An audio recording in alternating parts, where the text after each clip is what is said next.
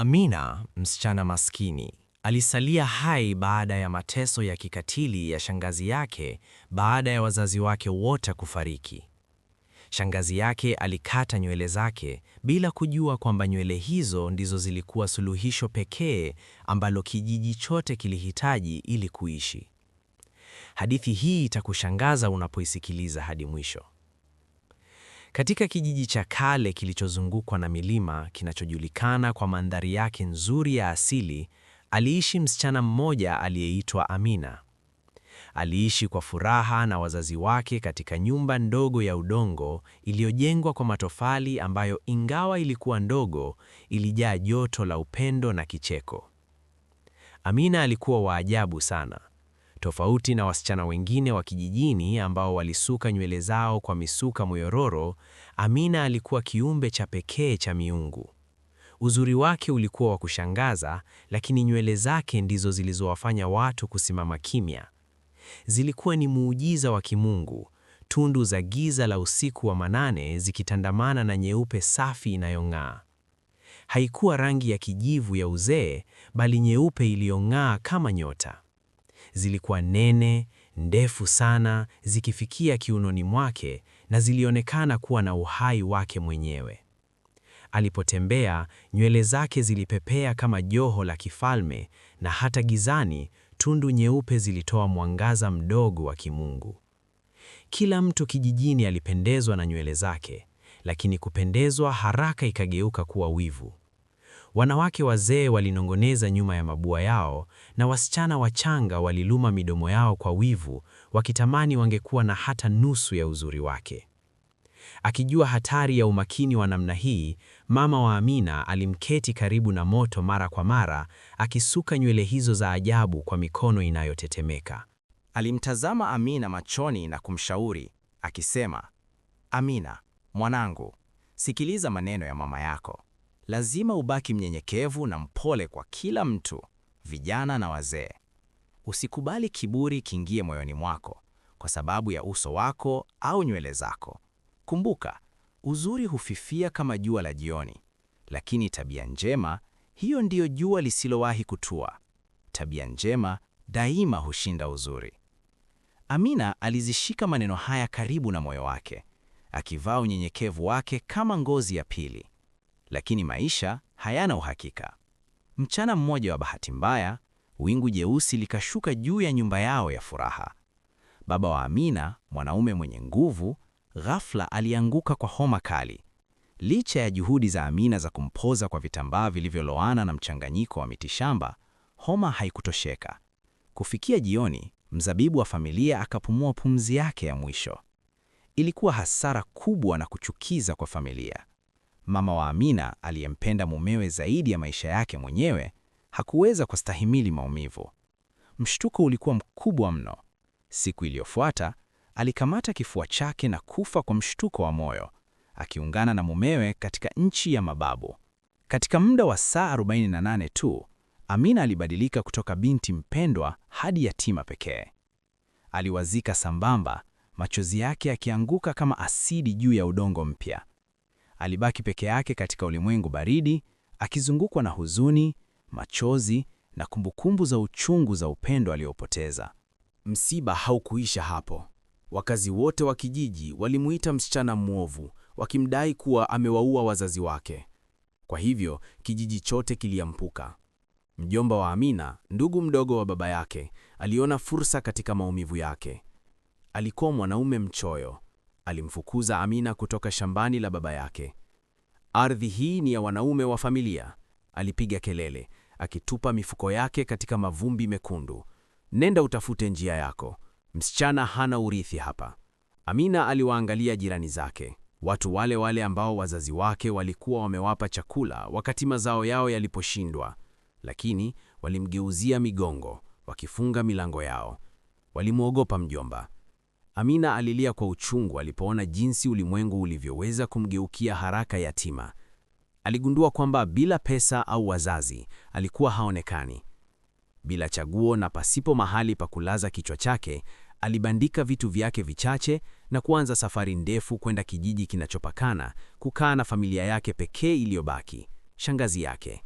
mwanamke anayejulikana sana kijijini kama Mama Neema. Mama Neema alikuwa mwanamke ambaye kijiji kilimwogopa zaidi ya mashetani wa msituni.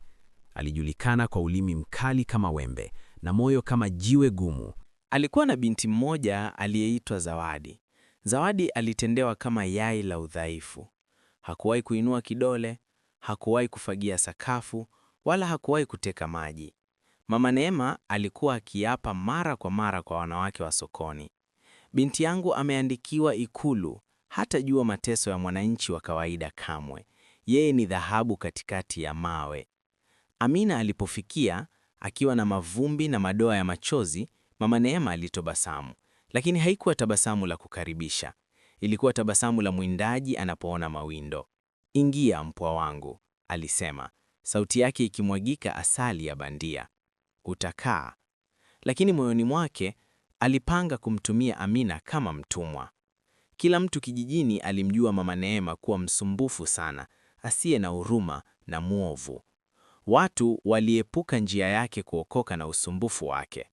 Amina, hata hivyo, hakuweza kuepuka kuvutia umakini. Kila alipoenda mtoni au sokoni, vichwa vilikuwa vinageuka. Nywele zake zilikuwa nzuri sana hadi hazikuweza kupuuzwa. Zilinasa mwanga wa jua na kusivutia macho ya kila mwanaume kijijini. Watu matajiri, wawindaji na hata wavuna divai ya mnazi walisimama kumsalimu. Hili lilimfanya Zawadi awe na wazimu. Alikuwa akisimama mbele ya kioo chake, akivuta nywele zake fupi na zisizong'aa, akikoroma kwa hasira. Aliota wivu sana hadi hakuweza kusema. Alijisemea, nywele za Amina ni nzuri sana, ni laana kwangu. Kwa nywele hizo anavutia kila jicho, hata mwana wa mfalme anaweza kumtazama, nami nitabaki bila chochote. Lazima nifanye jambo. Mchana mmoja, Mama Neema alipokuwa amelala, Zawadi alinyemelea chumbani kwa mama yake. Alisukuma sanduku zito la mbao kutoka chini ya kitanda na kuiba rundo kubwa la pesa. Alikimbia hadi duka kubwa la vipodozi katikati ya mji. Alipiga pesa mezani kwa nguvu, akimshtua msichana wa mauzo. "Tafadhali," Zawadi aliomba kwa pumzi fupi. "Nahitaji dawa ya kukuza nywele na krimu. Nataka kitu kitakachofanya nywele zangu ziwe ndefu sana na kung'aa katika siku 3 tu." Msichana wa mauzo alimtazama msichana aliyekuwa na dharura na kucheka. "Siku 3?" aliuliza. "Mpenzi wangu, siku 3 ni chache sana, isipokuwa unataka kubandika mkia wa farasi kichwani mwako. Hiyo haiwezekani, lakini nina kemikali yenye nguvu. Inaunguza kidogo, lakini inalazimisha ukuaji. Inaweza kukufanyia hivyo katika mwezi mmoja." Zawadi, asiye na uvumilivu, lakini akiwa na dharura, alinunua kemikali ya bei ghali na kuondoka, akiificha nguo yake. Siku iliyofuata, ghasia zilitokea katika nyumba ya Mama Neema. Alienda kwenye sanduku lake na kulikuta ni jepesi. Kilio chake kiliitikisa paa la majani. "Nani ameiba pesa zangu?" alipiga kelele, macho yake yakivimba. Aliwaburuta Amina na Zawadi mpaka sebuleni. Zawadi mara moja alisogea mbele, uso wake ukigeuka kuwa uongo uliojizoeza. "Mama, unajua mimi ni damu yako, siwezi kukuibia. Mbona humuulizi mgeni, yule asiye na chochote?" Alielekeza kidole kinachotetemeka kwa Amina. "Muulize mwizi." Bila kungojea maelezo, Mama Neema alimrukia Amina. Alichukua fimbo nzito kutoka pembeni na kufungua ghadhabu yake. Hakujali hata kumuuliza chochote. "Mimi si mwizi, sijawahi kuiba katika maisha yangu." Amina alipiga kelele, akijikunkunya pembeni, machozi yakimtiririka usoni wakati fimbo ilimkata ngozi. Lakini kisha jambo la ajabu likatokea. Mama Neema alipokuwa akimpiga, nywele za Amina zilianza kutenda, zilianza kudunda. Tundu nyeupe ziliang'aa zaidi na zaidi, zikijaza chumba giza kwa mwanga wa kimungu unaopofusha. Ilikuwa kama mababu walionekana kupitia nywele zake. Mama Neema aliganda. Fimbo ilianguka kutoka mkononi mwake. Alirudi nyuma, akiogopa msichana aliyekuwa anang'aa pembeni. Aligundua huyu hakuwa mtoto wa kawaida. Kadri alivyomwendelea kumpiga Amina, ndivyo nywele zilivyoongezeka kung'aa. Mama Neema alimwacha, lakini hofu yake haraka ikabadilika kuwa makusudi. Alianza kuwaza moyoni mwake, je, ni siri gani nyuma ya nywele hizi? Katika miaka yangu 48 ya kuishi, sijawahi kuona nywele kama hizi. Lazima nifahamu siri ya nguvu zake. Asubuhi iliyofuata, ukungu ulipokuwa bado umeshikamana na miti, Mama Neema alitembelea mganga wa kutisha, Baba Juma, katika hekalu lake. Baba, alimwambia kwa sauti ya chini, sauti yake ikitetemeka. Mpwa wangu anaishi na mimi. Yeye ni wa kipekee sana, hasa nywele zake. Ni ndefu sana, zinang'aa mara nyingi. Tafadhali, ni siri gani iliyo nyuma yake? Baba Juma alitupa kombe zake juu ya sakafu ya mavumbi na kuimba hirizi. Alitazama mfumo, macho yake yakikua kwa mshtuko. Mama Neema, alisema kwa sauti ya kuchoka, una bahati. Msichana huyu anabeba utukufu ambao hakuna mtu anayeweza kupinga. Nywele za Amina ni suluhisho la kila tatizo. Atakuwa mkuu, na hiyo ni zawadi ya Mungu kwake. Mama Neema alirudi nyumbani akiwa na hasira. Unabii haukumfurahisha, ulimfanya awe na wazimu wa wivu. Alimwona Amina katika ua akisana nywele zake, na chuki yake iliongezeka mara 10. Tazama jinsi nywele zinavyong'aa, alimwambia, akikamata ngumi zake. Kwa hivyo atakuwa mkuu zaidi ya binti yangu. Lazima nisiache jambo hilo litokee. Nitamvunja. Kuanzia siku hiyo, maisha yalikuwa jehanamu kwa Amina. Kila asubuhi, siku ilipokuwa bado giza, Mama Neema alikuwa akiingia chumbani kwa Amina na kumwamsha kwa kofi nzito. Msichana asiyefaa, unadhani uko hapa kula tu? Njoo, nenda mtoni uteke maji. Amina alijikokota kutoka kitandani, macho yake mazito kwa usingizi. Alikuwa akienda mtoni kila asubuhi na jioni kuteka maji kwa mtungi mzito wa udongo uliosawaziwa juu ya nywele zake nzuri. Alikuwa akiosha milima ya sahani, kufagia ua mkubwa na kupikia nyumba nzima. Wakati Amina alipokuwa akifanya kazi kama mtumwa, Zawadi alikuwa akiketi akijipaka vipodozi na kuweka kemikali kwenye nywele zake, akiomba ziote haraka kuliko za Amina. Hakufanya chochote nyumbani. Mama Neema alimpa Amina sinia nzito la matunda kuuza kuzunguka kijijini chini ya jua kali. Lakini hata katika mateso yake, mwanga wa Amina uliang'aa. Kwa sababu ya nywele zake, watu walikimbilia kununua matunda yake ili tu wawe karibu naye. Alirudi haraka nyumbani na kumpa Mama Neema pesa zote. Hata hivyo, hakukuwa na shukrani. Mama Neema na Zawadi walikula chakula chote na nyama ambayo Amina alipika, wakimwachia tu makoko yaliyoungua mwisho wa sufuria. Siku moja ya bahati mbaya, wakati Amina alikokuwa akiuza barabarani, alimuona mtu aliyekufa amelala barabarani. Moyo wake wa wema ulichukua nafasi. Alimkimbilia ili kumsaidia. Kuna nini kwake? Nawezaje kufikia familia yake? Aliingiwa na hofu. Lakini kikundi cha wanawake wenye wivu ambao walikuwa wamemchukia Amina kwa muda mrefu kwa sababu ya uzuri wake, waliona nafasi yao. Walianza kupiga kelele. Msichana mwenye nywele za uovu ameua mtu. Kila mtu aje aone msichana mwovu. Yeye ni mchawi. Umati ulikusanyika na kuanza kumpiga Amina. Hawakuuliza maswali. Walimuona msichana waliyemwonea wivu na wakamshambulia.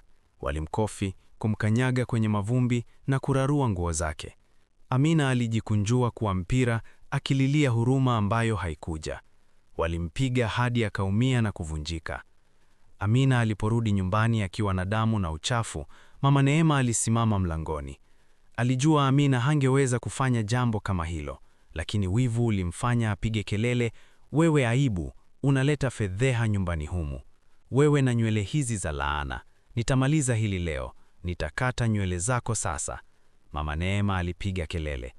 Zawadi alikimbia kuchukua mkasi wa kufulia nguo ulioungua. Alimshikilia Amina chini, akicheka wakati Amina aliomba, tafadhali shangazi, ni zawadi yangu pekee, tafadhali. Lakini huruma ilikuwa imeondoka nyumba hiyo. Chap, chap, sauti ilikuwa ya kutisha. Mama Neema alikata tundu nzuri za nyeusi na nyeupe. Alikata kila tundu la nywele zake hadi kichwa chake kilikuwa wazi. akiacha vipande visivyo sawa vya ngozi. Angalia unavyoonekana sasa, Mama Neema alisema kwa dharau, akipiga teke malundo ya nywele nzuri zinazong'aa juu ya sakafu. Wewe si chochote. Amina alivunjika moyo. Alikuwa amepoteza kiburi chake na upekee wake. Alilia mchana na usiku, lakini nywele zake zilikuwa bado upara. Kudharauliwa kijijini kulikuwa kuzito. Watu walimuita muuaji. Sokoni, wanawake walifunika bidhaa zao, wakisema, msimuache mchawi mwenye upara atazame nyanya zangu. Mtoni, kila mtu alikimbia kutoka kwake, wakidai kuwa ametiwa sumu maji. Watoto walimtupilia mawe, lakini miungu ilikuwa inashuhudia. Mwezi mmoja baadaye, baada ya nywele za Amina kukatwa, tatizo kubwa lilipiga kijiji. Mito ilikuwa kavu, mazao ya shambani yalianza kukauka na kugeuka kuwa mavumbi. Mvua haikuanguka wala umande. Kulikuwa na njaa kubwa na kiu katika nchi.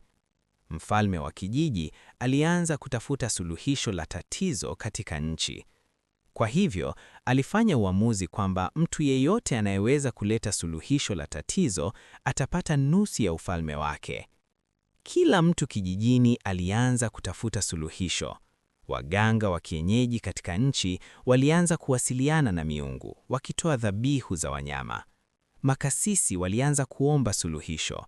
Bado hakukuwa na suluhisho lolote lililopeanwa. Hali ikawa mbaya zaidi. Hakukuwa na suluhisho la tatizo katika nchi. Watoto wadogo waliugua vibaya kwa sababu ya ukosefu wa chakula. Wengine hata walikufa, wakati wazazi wengine walikula mijusi ili tu waishi. Mama Neema na binti yake Zawadi wakawa kivuli cha nafsi zao. Hawakuwa na chakula au kinywaji. Wakati huo, Amina alikuwa mwokozi aliyebuni wa miungu. Kwa sababu ya mateso, alienda kaburini kwa wazazi wake na kulia kwa uchungu kwa siku 3. Tafadhali njoo mnitwae kwenda mlipo. Mateso hapa duniani ni mengi sana kwangu kuyastahimili. Nywele zangu zimeenda. Napendelea kufa kuliko kuishi. Amina alilia, akipiga kofi kichwa chake kilichokuwa upara kwa sababu alijichukia. Ghafla, roho ilimtokea katika umbo la mwanamke ambaye mwili wake ni kama wingu. Aligusa kichwa cha Amina. Mara moja, nywele kichwani mwake zilimea tena, ndefu, kamili, nzuri na zinazong'aa. Amina alishangaa. Alihisi kama kucheza na pia kulia. Wewe ni nani? Tafadhali, umerudisha furaha yangu. Ninahisi kuwa mpya tena.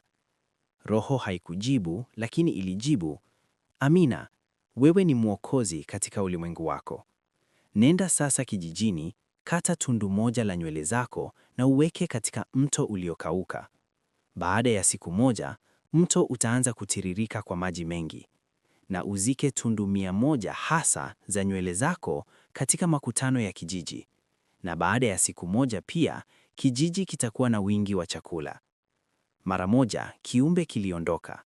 Amina alijawa na hofu, lakini alishukuru wazazi wake kwa siri hiyo. Alirudi kijijini kwa kukimbia. Wakazi wa kijiji walishangaa kuona nywele za Amina zimemea tena. Walizungumza wao kwa wao.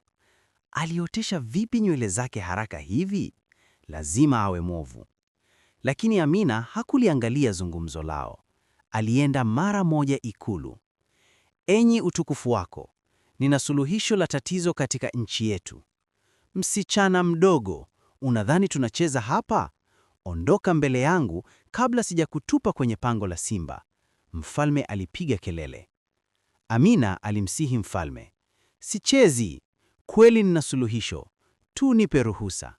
Kwa hivyo mfalme hatimaye alimsikiliza. Unakusudia kufanya vipi? Aliuliza. Alisema, sitafunua siri yangu hadi litakapotimia. Siku iliyofuata, wakazi wote wa kijiji walikusanyika katika ikulu ya mfalme wakiwa na mnong'onono midomoni mwao. Mfalme alitangaza kwamba Amina ataleta suluhisho. Wengi walimtazama kwa dharau. Mama Neema na binti yake walishangaa, wakinong'oneza, yupo hapa tu kupoteza muda, ndilo analolifanya vizuri. Kwa hivyo mfalme aliamuru Amina aende na kutoa suluhisho. Wapelelezi watatu walimsindikiza hadi mto mkubwa wa kijijini uliokuwa umekauka. Alifanya kama roho ilivyomwelekeza. Aliondoa tundu moja na kuliacha katika mto tupu. Kisha alienda kwenye makutano ya kijiji.